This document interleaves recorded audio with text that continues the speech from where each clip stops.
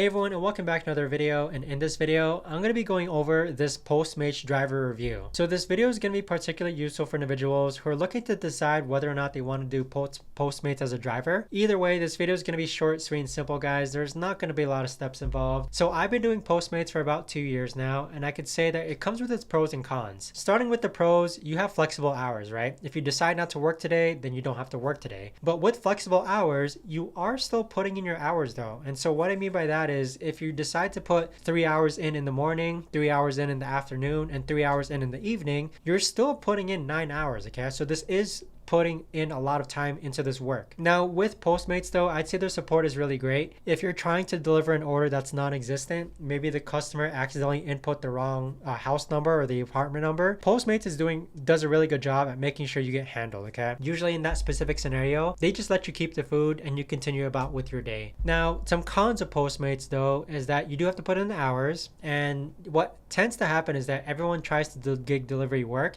during the busy times, right? So let's say between like 5 and 8 p.m. that's the busiest time. It's also going to be busy because there's going to be other drivers who are trying to deliver orders also. Now with Postmates though, it really ranges from tips depending on your area. Sometimes you'll get really good tips. Sometimes you get people who don't tip at all. Have a standard when it comes to accepting orders also. So my standard is that I try not to accept any orders less than $6. Some people won't accept orders less than $5. Some people won't accept orders that are less than $1 per mile. That's more so up to your preference, but ideally don't accept like an order that's $3 for 10 miles, okay? You're basically just gonna lose money that way as well. Now speaking of like how much you're going to make out of like a $10 order, you have to take into account that there is gonna be wear and tear in your car, and you are also gonna have to pay for gas. So out of that $10 that you make from an order, maybe $6 of that is yours, possibly even less, including taxes. So keep in mind though that wear and tear of your car, taxes, and gas are all going to be overhead contributing factors when it comes to your total pay.